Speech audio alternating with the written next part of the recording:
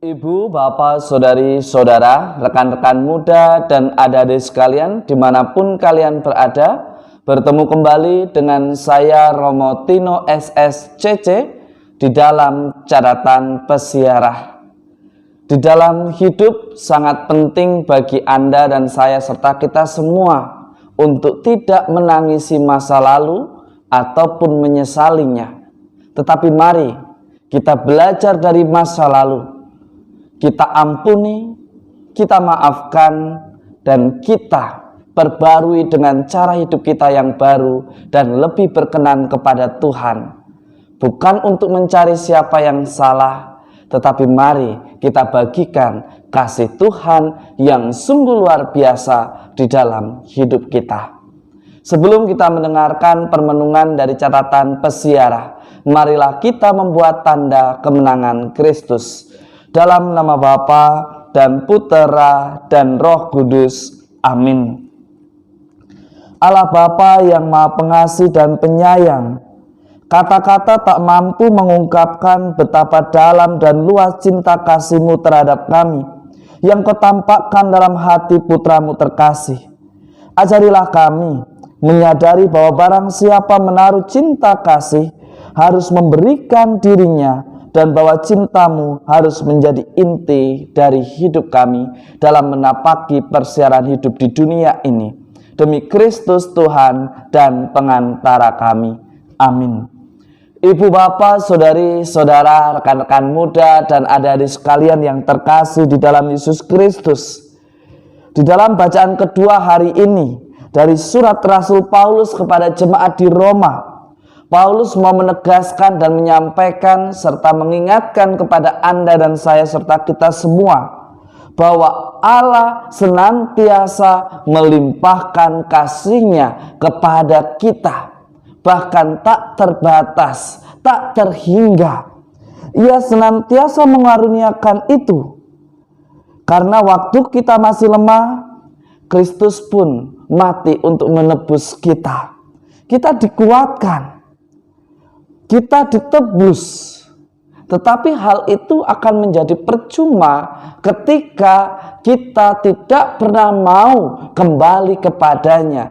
Ketika Anda dan saya serta kita semua merasa diri selalu benar, tidak pernah mau mengakui kesalahannya, bahkan untuk membenarkan apa yang sudah salah, seolah-olah kita tidak terlibat di dalam perbuatan yang salah itu.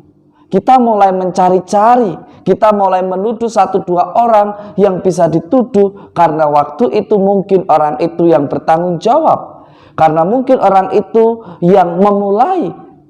Tetapi hari ini kita diajak bersama-sama untuk menanggapi kasih Allah yang sungguh luar biasa di dalam keterbukaan untuk dibentuk, dari dalam keterbukaan untuk diarahkan seturut rancangan Tuhan di dalam persiaran hidup kita. Di dalam bacaan pertama pada hari ini dari nubuat Yeskiel, kita juga diingatkan dan ditegaskan bahwa Allah sendiri yang akan menuntun Anda dan saya serta kita semua. Bahkan Ia mengatakan, Ia senantiasa mencari domba-dombanya yang tercerai-berai. Ia mengumpulkan kembali mereka yang sudah jauh daripadanya, mereka yang sudah terlalu nyaman di dalam perbuatan dosa.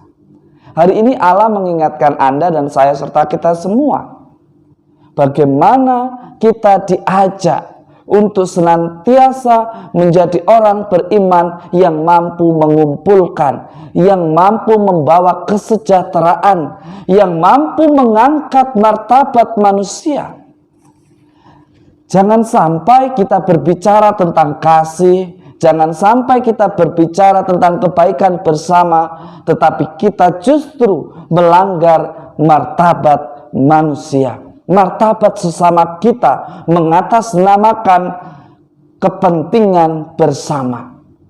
Seringkali ada bahaya kita melakukan sesuatu yang sifatnya mengatasnamakan kesejahteraan bersama, tetapi seringkali kita meniadakan tentang martabat. Manusia semuanya bermartabat. Setiap pribadi memiliki hak untuk hidup dengan baik dan memiliki kewajiban untuk taat. Maka ditegaskan di dalam Injil Lukas pada hari ini, meskipun ada 99 domba ada padanya, tetapi ia akan mencari satu yang hilang. Ia akan menemukan. Dan bahkan ketika satu domba itu ditemukan, ia akan melakukan pesta, ungkapan syukur. Kasih Allah sungguh tak terbatas. Ia bersuka cita ketika satu atau dua orang bertobat, ketika satu orang kembali kepadanya. Menjadi pertanyaan refleksi bagi Anda dan saya serta kita semua. Sudahkah kita senantiasa mau memperbarui diri, mau senantiasa kembali kepadanya? Ataukah kita lebih nyaman di dalam perbuatan yang memuaskan ambisi dan nafsu kita di dalam menapaki persiaran hidup di dunia ini? Cinta kasih Tuhan sungguh luar biasa dan akan menjadi begitu istimewa di dalam persiaran hidup kita ketika kita mau menanggapinya, ketika kita mau membagikan kasih-Nya dan tinggal di dalam kasih-Nya. Pada hari raya hati Yesus yang Maha Kudus, kita diingatkan, jangan biarkan masa lalu di dalam hidup kita mengganggu cara hidup kita yang sekarang. Tinggalkan semuanya itu. Persembahkan pengalaman di masa lalu yang melukai, yang menyakitkan, yang membuat kita kecewa kepada hati kudus Yesus.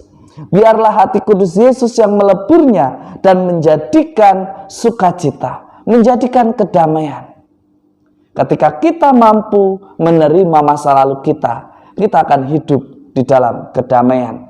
Ketika kita mampu menjadikan masa lalu kita sebagai pembelajaran yang penuh berharga agar tidak terulang, maka di dalam usaha kita senantiasa akan menghadirkan berkat melimpah kepada Anda, saya, serta kita semua. Semoga berkat Tuhan senantiasa melindungi dan memberkati kita semua, Bapa dan Putera dan Roh Kudus. Amin. Ibu, bapak, saudari, saudara, rekan-rekan muda, dan adik-adik sekalian yang terkasih. Ada tertulis firman Tuhan, barang siapa haus, hendaknya datang kepada Yesus dan minum. Barang siapa percaya kepada Yesus, dari dalam hatinya akan mengalir air kehidupan. Sudahkah Anda percaya? Sudahkah kita percaya dengan Dia yang sudah mengorbankan nyawanya? Karena kasih-Nya yang sungguh luar biasa, Ia mengendaki Anda, saya, serta kita semua selamat. Mari kita hidup di dalam kasih-Nya dan berani untuk menjadi pewartanya. Jika Anda berani, katakan ya. Dan jika Anda beriman, katakan bahwa kita mau diubah, mau dibentuk seturut hati Tuhan kita. Selamat beraktivitas, Tuhan memberkati. Amin.